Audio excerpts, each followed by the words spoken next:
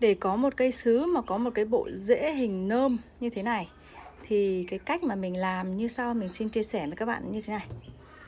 Đầu tiên ấy, các bạn phải nhổ những cái cây sứ ra khỏi cái chậu trồng của nó.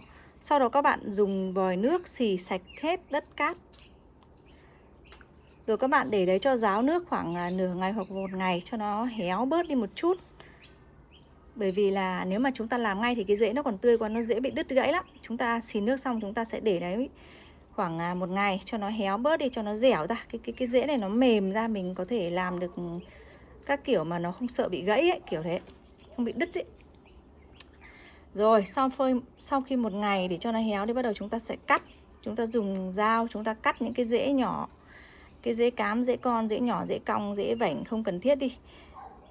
Cắt xong thì chúng ta nhớ là phải dùng keo liền sẹo hoặc là bột quế hoặc là vôi bột hoặc là keo con voi thì các bạn bôi vào cái vết thương ấy để cho nó nhanh khô. Thêm một việc nữa là lúc mà các bạn cắt ấy thì có một số cái rễ nó có cái tình trạng là nó bị xoắn vào nhau. Thì trong trường hợp đấy ấy, nhất định là các bạn phải gỡ nó ra. Các bạn phải gỡ nó ra làm cho nó thẳng ra chứ không thể để cho nó xoắn vào nhau được nha các bạn nhé. Để cho các xoắn vào nhau thì không xếp được rễ đâu. Cái nhất, cái hai là những cái chỗ mà nó bị xoắn vào nhau đấy ấy, cái chất dinh dưỡng nó không dẫn qua được là nó sẽ bị tình trạng là chỗ to chỗ bé không đều nhau, nhìn cái rễ nó không đều nhau. Nên các bạn phải gỡ nó ra. Gỡ nó ra hết làm cho nó thẳng. Đấy. Thế sau khi cắt rồi, gỡ rễ ra rồi, bôi các cái loại keo liền sẹo các thứ rồi các bạn cắt hết cái lá này đi. Đây, cắt nó trơ trụi như thế này. Cắt cái lá này đi, nếu không là cái bộ rễ này nó phải dùng cái sức của nó để nó nuôi mấy cái lá này nó tươi thêm 1-2 tuần ấy, nó mất sức thì sau này mình trồng chúng nó khó phục hồi. Cái đấy mình nói nhiều rồi. Thế cho nên là các bạn cắt hết, cắt trụi hết lá, không để lá tí nào như cái cây này. Thế sau khi các bạn cắt xong, các bạn dùng một cái miếng mút, một cái miếng xốp mà các bạn cắt thành hình tròn. Rồi các bạn, ví dụ như cái cây này lúc mà mình cắt xong rồi nó sẽ từ tình trạng như thế này chẳng hạn, nó sẽ sạch sẽ hết cái rễ con này. Sau đó các bạn dùng một cái miếng xốp ấy, các bạn cắt tròn tròn xong các bạn nhét vào trong giữa này này. Đấy. Mục đích của cái việc này là để cho mình banh cái bộ rễ ra cho nó phình to ra theo hình tròn vòng cung. Nếu mà không ấy, nếu mà mình không nhét cái gì vào giữa ấy thì cái rễ này nó bị trụm lại. Nó bị trụm lại như thế này thì nó sẽ không có được cái bộ rễ mà phình theo cái kiểu hình nôm này, đúng không ạ? Cho nên cái cách làm của mình ấy là mình cho cái miếng xốp vào giữa. Chính vì thế mà bây giờ các bạn nhìn ở bên dưới của cái bộ rễ nó sẽ có cái hình kiểu như thế này đây. Đấy, dưới gầm của cái rễ nó như thế đấy. Đấy. Sau khi cho cái miếng xốp vào rồi các bạn sẽ nhìn xem là nếu như cái bộ rễ đây nó có cái khoảng cách đều nhau hết rồi, tất cả các cái rễ nó đều nhau rồi thì thôi. Còn nếu trong trường hợp mà nó có những cái rễ mà nó bị xa nhau quá, hai cái nó dạng như thế này nó xa quá thì các bạn lấy cái dây các bạn buộc lại như thế này này, túm nó lại. Đây, lấy ví dụ như mình buộc cái cây này này, cái khoảng cách rễ của nó không đều nhau, nó bị xa quá thì chúng ta sẽ lấy dây chúng ta buộc lại để cho nó gần nhau lại với cái khoảng cách mà chúng ta mong muốn. Thế còn nếu như hai cái rễ mà nó quá gần nhau thì sao? Nếu như cái rễ nó quá gần nhau thì sao? Thì các bạn lấy một cái miếng mút như thế này, cái miếng xốp này, cắt nhỏ ra xong các bạn lại nhét vào giữa này này. Đấy, để banh nó ra. Đấy là cái cách mà mình làm.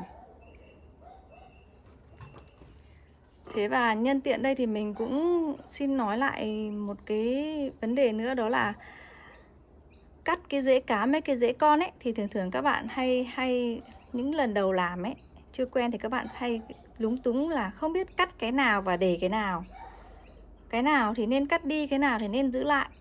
Thì bởi vì mục đích của chúng ta là chúng ta tạo lên cái bộ rễ hình nơm, vòng cung và các cái rễ có hướng thẳng đứng, cho nên chúng ta sẽ cắt những cái nó vảnh ngược lên trên là một này, vảnh sang ngang là hai này, những cái rễ nó cong này, rồi những cái rễ nó thừa. Ví dụ như với những cái bộ rễ này nhá, thì cái rễ này chúng ta để nó chả giải quyết được cái gì cả, thậm chí nó làm cho cái bộ rễ của chúng ta còn xấu hơn bình thường. Cho nên chúng ta sẽ cắt cái này.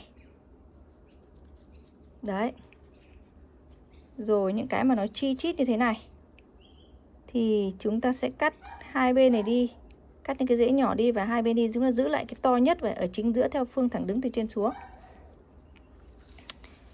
Thế và chúng ta cũng phải xác định xem là chúng ta nên cắt ngắn đến đâu, ở cái độ dài như thế nào cho nó phù hợp.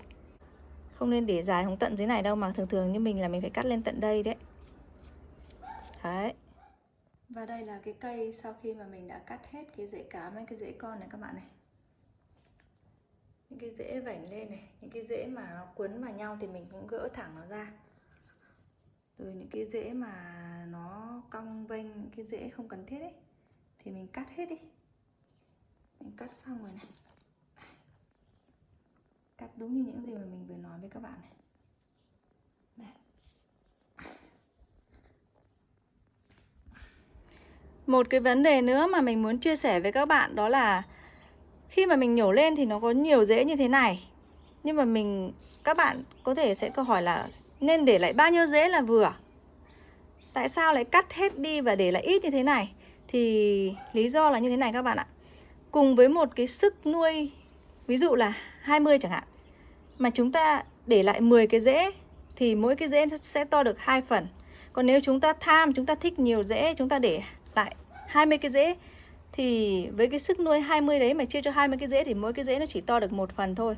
Càng để lại nhiều rễ thì rễ sẽ càng nhỏ. Ví dụ như cái cây này này các bạn nhá. Mấy cái cây này đều trồng cùng thời gian như nhau, đều là 3 tuổi hết, ok. Nhưng mà cái cây nào mà mình cắt đi nhiều ấy, mình để lại ít rễ thì cái rễ nó to. Còn cái cây nào ấy mà mình thích nhiều rễ, mình để lại nhiều ấy thì cái rễ nó bé, bởi vì cái sức của cái cây nó phải chia ra nuôi cùng một lúc rất là nhiều cái rễ thì nó yếu, nó không thể nào mà to được. Nên cái rễ nó rất là nhỏ. Chính vì thế mà các bạn phải xem xét xem là các bạn muốn rễ nó to hay nhỏ để mà quyết định để lại nhiều rễ hay ít rễ. Đây, cái cây này cũng thế đây, để lại nhiều rễ nên cái rễ nó rất là nhỏ các bạn, nó nhỏ lắm luôn nên nó không đủ sức để nó nuôi nhiều rễ đâu. Nếu muốn nó to thì tốt nhất các bạn cắt bớt đi và để lại ít, đủ thôi. Còn bạn nào mà thấy cái rễ hình nôm này ấy, nó chưa hoàn hảo, chưa đồng đều và các bạn muốn làm một cái bộ rễ nó đồng đều mà một cách tuyệt đối hơn ấy, thì các bạn còn có thể tạo ra một bộ rễ nôm bằng cách là các bạn cắt cái phần củ này, các bạn vứt đi, chỉ còn giữ lại cái phần thân như thế này thôi. Sau đó các bạn để lên một cái, nhúng cái phần cắt, cái mặt cắt này vào cái thuốc kích thích mọc rễ. Sau đó các bạn đặt lên một cái miếng xốp như thế này. Các bạn đặt lên cái miếng xốp như thế này. Sau các bạn trồng xuống. Thì sau 40 ngày ấy, cái mặt cắt này nó sẽ mọc rễ tua tủa ra một cách đều đặn. Rồi chờ mấy tháng sau, 6 tháng sau các bạn lại nhổ lên, các bạn cắt tỉa đi những cái rễ không cần thiết. Thì lúc đấy các bạn sẽ có một cái bộ rễ nôm nó đồng đều hơn là cái bộ rễ nôm này. Cái bộ rễ nôm này ấy là cái bộ rễ mà mình tạo ra với mục đích là nó không phải cắt. Bởi vì mỗi lần mình cắt như thế này ấy, nó đồng đều một cách tuyệt đối hơn, đẹp hơn, nhưng mà nó mất thời gian hơn các bạn. Và rủi ro cao hơn vì nếu không may nó chết, nó không ra rễ được. Bởi vì trong khi làm thì nó cũng không phải là 100% là đều thành công hết đâu, mà chỉ được bao nhiêu phần trăm nhất định thôi. Thế cho nên là mình có những cái cây mà mình cảm thấy cái bộ rễ của nó xòe tương đối là ok rồi ấy, thì mình không cần phải cắt nữa, mà mình cứ áp dụng cái cách mà tạo rễ nôm như mà mình vừa nói luôn rồi với các bạn ấy, thì các bạn sẽ có được một cái bộ rễ cũng khá là đẹp mà không cần phải cắt, không cần phải rủi ro cao như là cái cách mà chúng ta cắt đi để làm rễ bàn như thế này. Thường ấy thì mình chỉ cắt đi để tạo rễ bàn trong hai trường hợp. Trường hợp thứ nhất là mình trồng mà bị thối củ, thì trong trường hợp đấy ấy, thì mình sẽ nhổ lên để mình cắt cái củ ấy, mình vứt đi để mình cứu lấy cái cây đấy ấy. Thì mình sẽ cắt cái củ đi và mình nhúng cái mặt cắt này xuống cái thuốc kích thích rễ và trồng xuống tạo rễ bàn. Và trường hợp thứ hai đó là nếu cái củ nó quá xấu, tức là có những cái cây xấu mà cái củ nó quá xấu ấy, thì mình mới vứt bỏ cái củ đi để tạo rễ bàn. Trong những ngày mà buộc phải ở nhà để tránh dịch cúm Covid-19 không được đi làm ấy, thì mình tranh thủ làm vài chục cây này để minh họa cho những cái điều mà mình đã chia sẻ với các bạn trong cái clip. Thế và toàn bộ những cái cây sứ này thì đã được nhổ lên và làm đúng như những gì mà mình đã chia sẻ trong clip. Và hiện tại thì đang nằm chờ cho cái vết thương, cái vết cắt nó lành lại trước khi được trồng xuống đất trở lại. Và bây giờ là bước cuối cùng. Chúng ta sẽ trồng lại những cái cây mà sau 4 tuần chờ để lành vết thương ấy. Nay chúng đã lành vết thương, vết cắt đã khô hết rồi, cho nên là chúng ta sẽ đắp một cái mô đất hình tròn sẵn. Sau đó là đặt cái cây lên, xếp những cái rễ này với những cái khoảng cách đều nhau như thế này. Thế và có một số người thì nói rằng là lúc đầu rễ chưa có rễ nên là không hút được, nên là cho phân lãng phí. Nhưng mà mình thì mình nghĩ khác.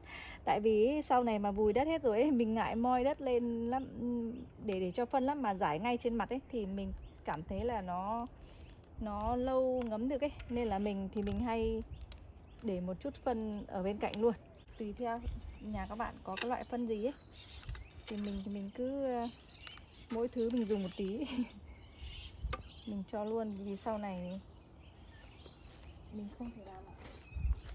Đấy, cho một ít khoa học, một ít phân chuồng nhưng mà người ta đã chế biến rồi. Và mình sẽ dùng cái que tre, cái que tre mà các bạn xiên thịt ấy, nó có một cái đầu nhọn rồi ấy, để các bạn ghim cái rễ này lại, nếu không thì nó sẽ không mọc theo đúng ý của các bạn đâu. Đấy.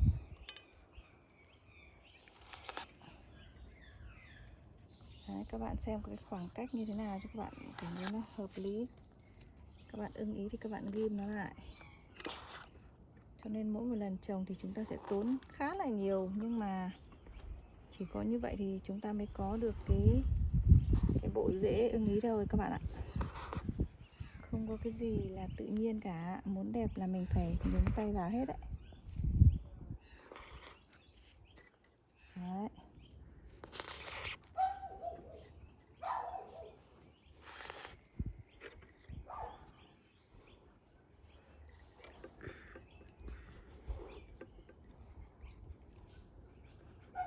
Chúng ta không cắm thẳng mà chúng ta cắm nghiêng.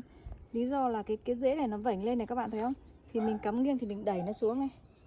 Đây. Nó vênh lên thì mình cắm, nếu mà mình cắm thẳng này thì cái rễ nó vẫn vênh lên. Mình cắm nghiêng như này này để mình giữ. Đấy, cái rễ nó không vảnh lên được nữa này, các bạn thấy không? Đấy, cái chỗ này nó bị xoắn này, cong này, mình duỗi nó ra được tí nào hay tí đấy. Duỗi nhiều quá nó gãy đấy, vừa vừa thôi. Rồi.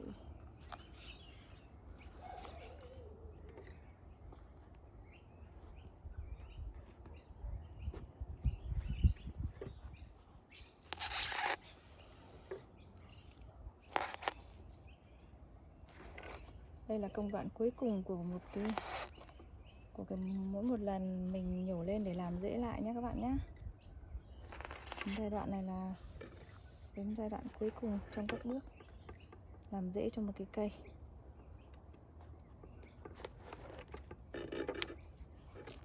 Ồ la la, sắp xong rồi.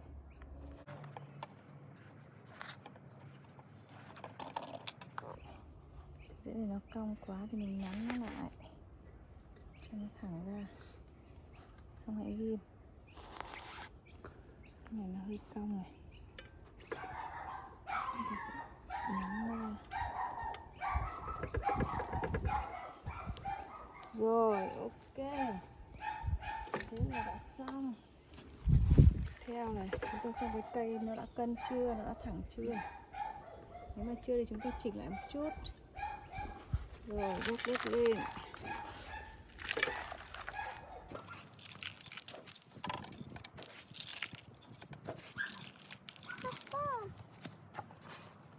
Cho một ít phân gà lên. Chiều sau này ấy, mình mà rắc ở trên mặt ấy thì mình thấy nó không xuể được mà nó lâu lắm. Còn nếu mà mình cào lên, mình sợ mình cào trúng cái rễ. Thế cho nên là mặc dù là hơi lãng phí một chút nhưng mình hay chọn cái cách là cho luôn.